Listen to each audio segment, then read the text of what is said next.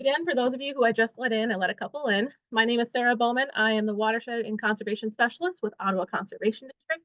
And I'm going to start off this presentation by talking about basically what a septic system is, very briefly. What are some things to keep an eye out if your septic system is failing and kind of ways to identify that?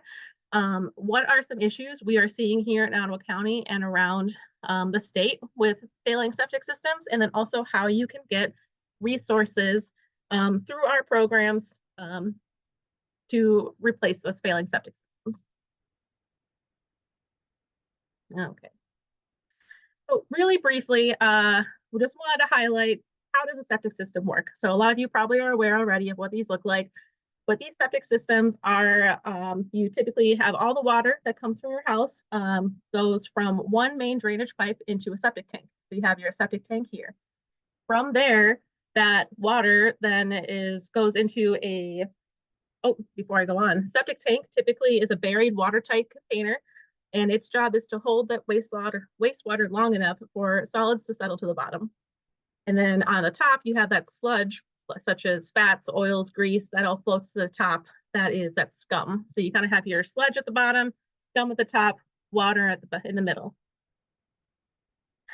And for these conventional systems that you have showing here, that water usually then goes through some sort of distribution box that is spread evenly through a drain field. And once that water is in that drain field, that wastewater filters down to the soil, which then reclaims the water for future use by naturally removing harmful bacteria, viruses, and some nutrients. Now, this whole system is typically based on the conditions of your property.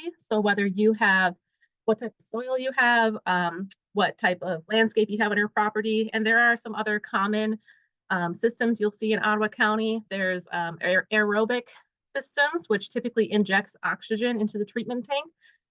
There's also mounded systems, which are used in areas that have high groundwater or high water table. And so you'll typically have those larger mounds. And then we also have gravity fed, which is where the drain field is typically lower than the tank. So what type of septic system you have really depends on what your landscape and soil looks like. Typically, septic systems will last about 15 to 40 years with proper maintenance, but they can last longer if you treat your system well. Of course, it's always important to have them inspected every 3 to 5 years and to have them pumped out around that time too, at the minimum. Here's just an up-close look at what the septic tank looks like. So of course, you have your inlet pipe, and all that water and biosolids and everything goes into the tank. The sludge settles out, the scum rises to the top, and then that wastewater is in the middle. So as you can see with that sludge, the longer you go without pumping out your septic tank, the more sludge is going to fill up. So that is why it's important to pump out your tank, so that you have more space for the wastewater and more space for the septic tank to work. Typically, these tanks are going to have some sort of inspection pipes for folks to be able to easily take a look in there. And then also there's some sort of manhole cover typically that is buried, but pretty close to the surface so folks can get in there and do services. Then, of course, you've got your outlet pipe, which typically takes the wastewater to the drain field. So that was just a really brief, quick overview of what a septic system is and what it looks like under the ground. But the meat of this presentation is to kind of talk about how we recognize septic failures and then how do we deal with septic failures afterwards. So one of the important things is to, how do you recognize a septic failure before this happens? So these photos, the one on the right is just one I found on the internet, but the one on the left with the big hole and there's a foot in the photo, that is actually from a site here in Ottawa County that I think the landowner had just mowed over it the day before, and then the day after there was a giant hole right over a septic. So we want to be able to recognize whether a septic failure is happening before you have a massive failure like this.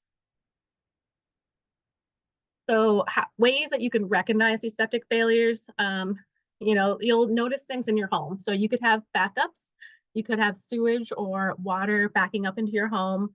The water may be slowly draining. It may be gurgling. And so those are some ways that inside of your home, if your pipes aren't working properly and the water's not leaving properly, you're going to notice in your home. Outside, you could notice some standing water on the drain field, which would be in your yard. So this bottom photo down here, you can kind of see there's some ponding happening. And sorry, oops, clicked too early. You got some ponding happening and it's really wet. So you don't want to see that water ponding over your tank or over your drain field. Strong sewage odors is another thing that you'll notice. So if you're outdoors and you smell sewage, that's typically an issue. And then also bright green spongy grass over the tanks or drain field. So up here, this photo on the top, you can see this darker, spongier grass that is darker than the rest of the grass around it. And that typically means that maybe there's some sort of water backing up or pooling, and it maybe hasn't quite reached the surface yet. This photo also has some sort of cracking on the top. So you can see that. All right, so those are some of the main septic failure recognitions. So that's how you recognize it. Now, talk about how do we maintain and prevent this from happening. Now, all of these tips here are things that are provided by EGLE, the Department of Environment, Great Lakes, and Energy, and they have a lot of great easy things to remember. So some of the things you can do inside of your home to prevent a septic failure from happening are think at the sink, don't strain your drain, and don't overload your commode. So things like that, you want to identify or make sure you're keeping track of, what chemicals and detergents you are putting down your drain, how much you are using. You also want to make sure you are keeping track of how much water you're using. If you use too much water, that can overflow and overstrain your septic system. And then, of course, don't put trash down your toilet. So things like feminine hygiene products, disposable diapers, and also those flushable wipes that everyone says are flushable are not so flushable when you have a septic system, especially because those things can fill up your tank a lot faster than they typically would. Of course, you also want to keep track of keep it clean. So if you have a well or if you have a septic system, you probably have some sort of drinking well as well. So you want to keep an eye out on your septic tanks so that you aren't contaminating your own well water. So that's something you're going to want to keep an eye out on those potential failures. And then, of course, for outdoors, at your actual tank and drain field, the tips are protect it and inspect it, shield your field, and pump your tank. So protect it and inspect it. You want to get those septic tanks and drain fields inspected, every 3 to 5 years again, and protect those and make sure they're working properly. You want to shield your field by not planting any major vegetation, no trees or shrubs on your drain field. You want to make sure you avoid any heavy machinery on your drain field because you don't want that extra weight compact down your drain field and not allow it to work properly. And then, of course, pumping your tank regularly as well as you get it inspected. Now we're going to talk about the why. So why do we need to worry about septic failure? If it's just going to the ground, why does it matter? So if we have a septic system failure, that could mean that water is coming up onto the surface and is carrying pollutants such as E. coli or other excess nutrients or harsh chemicals into our local water bodies. So that's the reason why the Conservation District is concerned and wanting to help folks deal with their potential septic issues. So these excess nutrients can cause algae blooms in nearby surface waters, such as rivers or lakes, as you can see in this photo. Down in the bottom right in that green area, that can be caused by excess nutrients and E. coli getting into the water. It can cause fish kills and impair the habitat for all sorts of aquatic species. I know in Ottawa County, we've dealt with some major fish kills in the past, dealing with either manure or septic issues. So that could be an issue. Also, we could contaminate our drinking water. So most folks in Ottawa County get their water from the groundwater, surprisingly, even though we are close to Lake Michigan and all of that. So a failing septic system, as you can see in this diagram down the bottom, if you have a drain field issues or a faulty septic system or something is not working, that can leach excess pollutants such as E. coli into the ground, into the water, and that could get into your well, or that could go into another drinking water source. and that can affect our health. And then, of course, health risks for recreationalists. So we've had a number of issues in Ottawa County and local streams where the E. coli levels have been really high and people have gotten sick, either from trying to swim in the water or trying to take their kayaks out. I've even had coworkers whose dogs have gotten sick, specifically in Pigeon River, because of high E. coli. So this is the why of why we want to make sure our septic systems are always working to the best of their ability. Let's see. So I wanted to kind of highlight some of the monitoring and E. coli levels that we've been seeing here in Ottawa County. And this is kind of the impetus as to why us at the Conservation District have been trying to provide resources and education on septic maintenance. So in 2020, my colleague Ben Jordan and staff from Ottawa Conservation District did some monitoring in the Pigeon River watershed, which is pictured here. So this is in the central part of the state, or of the county, I should say. Right at the bottom here, we've got Hemlock Crossing. And then basically we did sampling in, I think, around 15 sites, I believe, maybe 12 sites.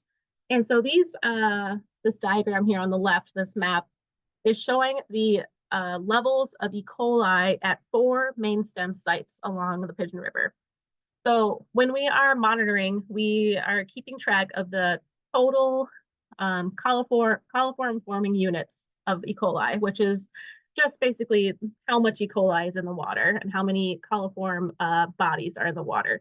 So the state of Michigan has standards for how much of each pollutant can be in a water body and it still be safe for either aquatic wildlife or human use. So there's 2 standards for E. coli. We have a total body contact standard, which is at 300 CFU.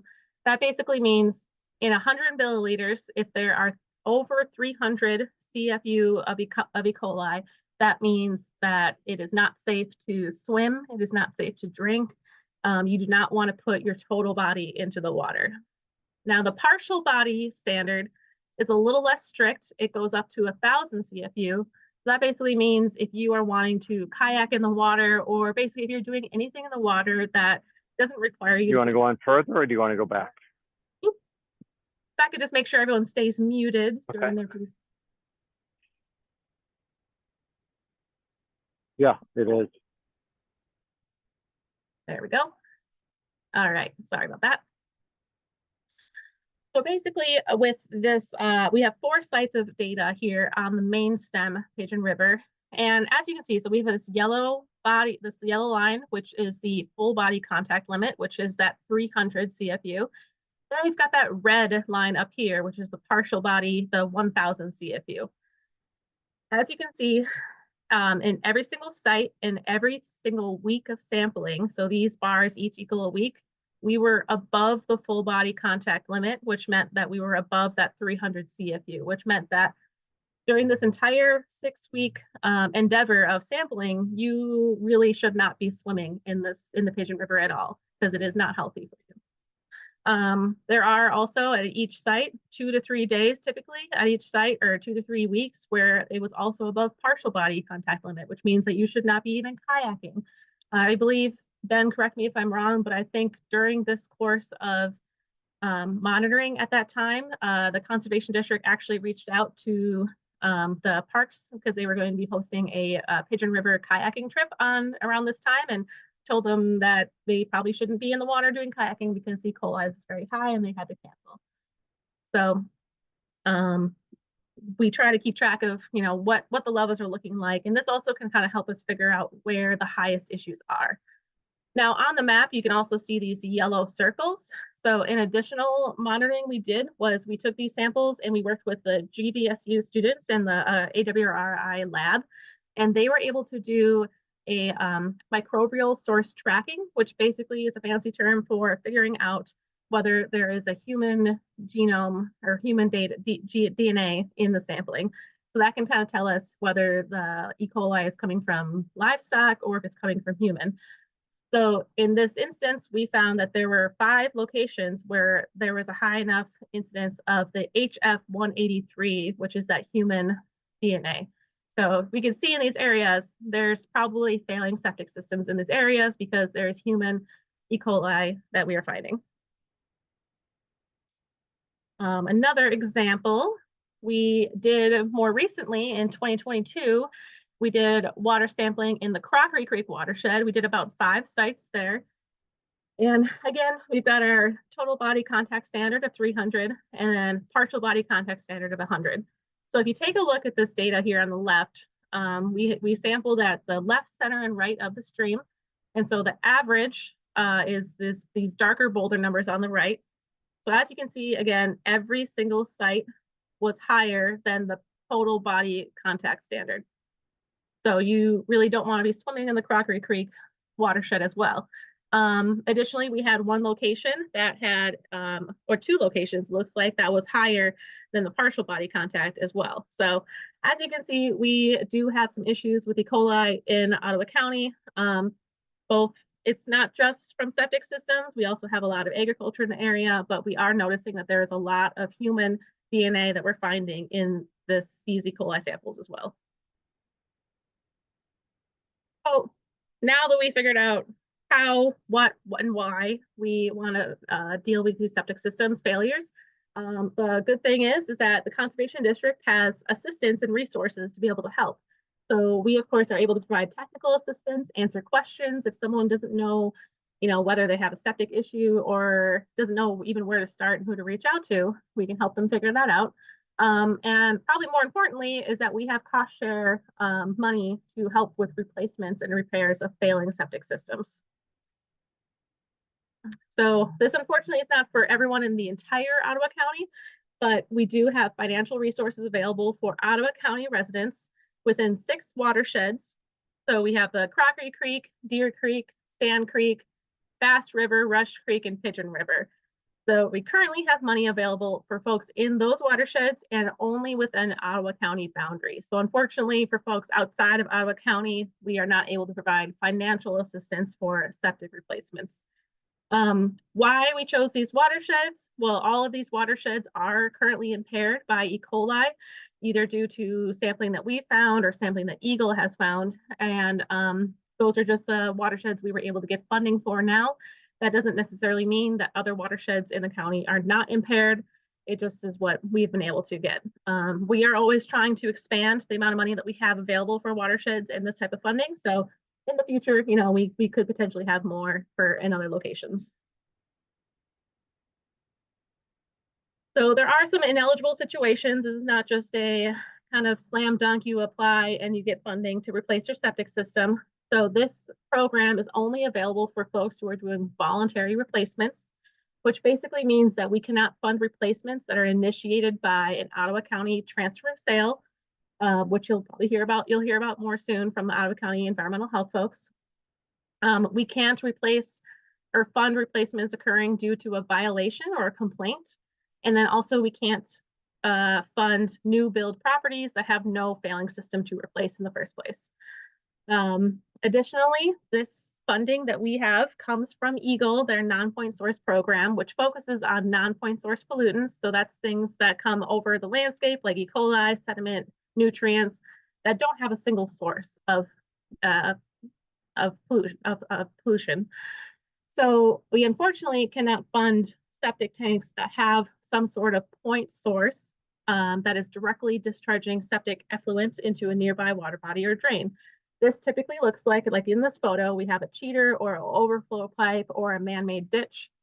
And if that is something that, if you're unsure if you have that, or if you think you might have that, but don't know how to fix things, we are still able to kind of help you through the process and help you figure out if you are eligible or not. So even if you think you might have this, feel free to reach out to us and we can figure out a way to get you the resources you need. So for our program, we do have a application. It's a very simple, just I think 1-page front and back application. And then there is also a contract that you would need to sign showing that you are willing to maintain the property in order for us to give you money to replace it. We do also have a prioritization process.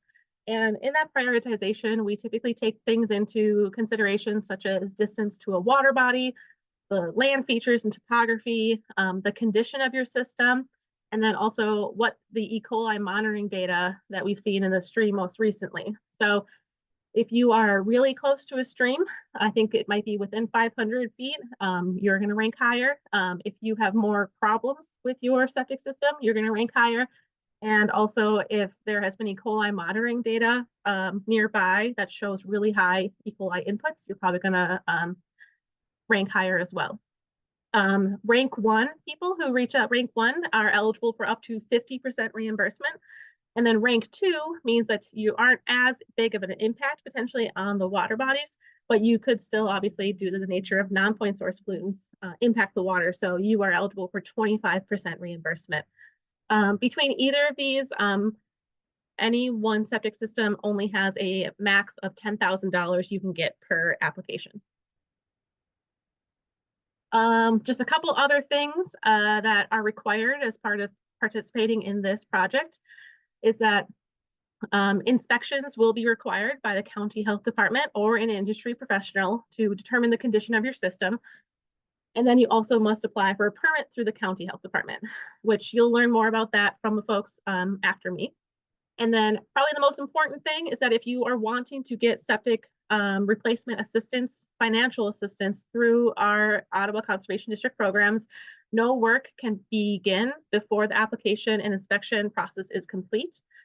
Eagle, our grantors from Eagle have the final say as to whether a reimbursement is approved. And if you've started work before they give us the approval, then we cannot fund you. And then lastly, reimbursements are dispatched quarterly. So once you've gotten your work done, you'll let us know, take photos, we'll walk you through that process. And then we have 4 points throughout the year where you'll get your reimbursement, because we wait until we get our grant money to be able to give you your money. And just a couple of successes so far. Ottawa Conservation District started offering septic assistance in 2016. And since then, we've been able to help replace 81 septic systems, and we've provided a little over $500,000 in cost share assistance to Ottawa County landowners. So that's something that we've seen has really been helping people, because these replacements have gotten very expensive. Here we have the link to our website, the ottawacd.org Watershed Restoration, and that's where you can find more detailed information about the program guidance, the application, and we also have a septic contractors list that can kind of help you get started as to who to reach out to. Lastly, there's a ton of resources available. Eagle has a ton of really great information on do's and don'ts, homeowners guides. The MSU Extension website also has a lot of information, and then our website as well has some additional information if you're looking for more detailed. So that is the end of my section with the Ottawa